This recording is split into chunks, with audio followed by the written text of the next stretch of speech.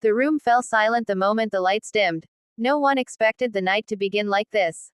A single spotlight cut through the darkness, landing on the golden stage where the 2025 MLB awards were minutes away from beginning.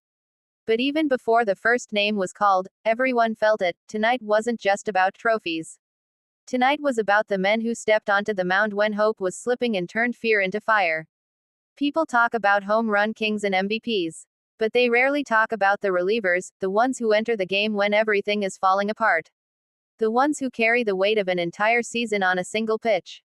And that's why the room felt heavier than usual. Everyone knew the relievers had finally earned their night. The announcer's voice echoed, low and dramatic, in a season filled with chaos, comebacks, and heart-stopping moments. These are the men who refused to break. A hush rushed over the crowd. Clip packages began flashing across the giant screen. You could hear the murmurs, the gasps, the quiet whistles of disbelief. Ninth-inning sliders that bent like they were chasing ghosts. Cutters that shattered bats like dry twigs. Fastballs that hit triple digits even in October. And then, the first shock of the night. A highlight of the year's most impossible save played, a bases loaded, no outs, season-defining moment where the closer inched his way through the storm pitch by pitch. The stadium on screen went silent, the camera focusing on his face, no fear, just a strange, calm fire. When he delivered that final pitch, striking out the league's most feared hitter, the entire awards room broke into applause. The narrator on the screen said it perfectly: anyone can close a door. But only the brave close a game. The next montage hit harder. Broken teams lifted back to life because of an eighth-inning miracle. Crowds chanting in unison, begging for one more out. Fist pumps, screams, tears. For relievers, emotion isn't a side effect. It's fuel. When the first finalist's name was announced, he stepped into the spotlight with the confidence of a warrior. His stats were ridiculous. His highlight reel looked like a video game glitching in his favor. But it wasn't the numbers that grabbed the room, it was his story. He wasn't supposed to make it. Not to the MLB. Not to this stage. Not to this moment. Years ago, a doctor told him his arm might never recover. Tonight, that same arm was being honored for being one of the most dominant weapons baseball had seen in years. The crowd rose to their feet before he even reached the podium. Next came the reliever who had become a living legend, the one who made the ninth inning feel shorter than it was. Fans called him the door lock. Because once he entered the mound, the game wasn't just over, it was buried. The highlight of him slamming the glove into his chest after sealing a playoff win still echoed through ballparks across the country. Even the players in the audience mouthed the words fans shouted every time he walked onto the mound.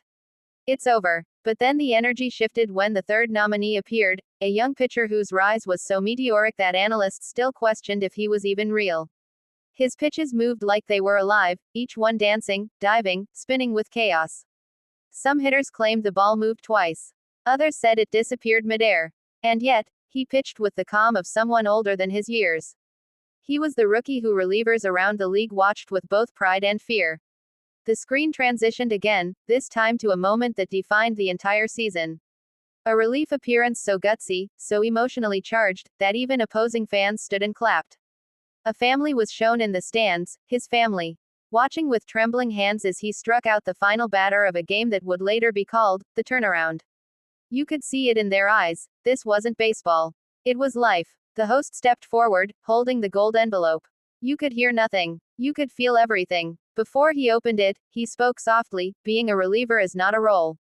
It's a calling. The envelope tore. And then, a cheer exploded through the hall. The 2025 reliever of the year walked to the stage with tears in his eyes, the stadium-like energy shaking the room. As he took the trophy, he didn't raise it immediately. He held it against his chest, as if feeling its weight, the weight of innings survived, nights battled through, doubts silenced forever.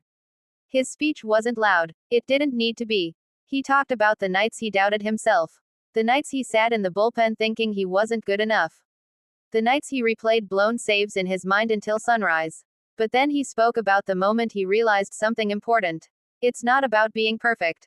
It's about being present when your team needs you. The crowd fell into a respectful silence. He thanked his catcher, the man who sees the fear in every hitter's eyes before I do. He thanked his manager, the guy who trusted me on nights when I didn't trust myself. And finally, he thanked the fans, the heartbeat of every inning I've ever pitched. When he finally lifted the trophy high into the air, the spotlight hit it perfectly, and for a second, the room felt like a stadium after a walk-off miracle. The night wasn't over, but it felt like the peak of something bigger than baseball. Something that only relievers, these unsung gladiators of the late innings, could create. As the credits rolled on the ceremony and players mingled, reporters asked the new reliever of the year what the award meant to him. He smiled, the tired, honest smile of someone who had survived battles most people never see. It means, he said quietly, that every pitch mattered. And just like that, the camera faded out.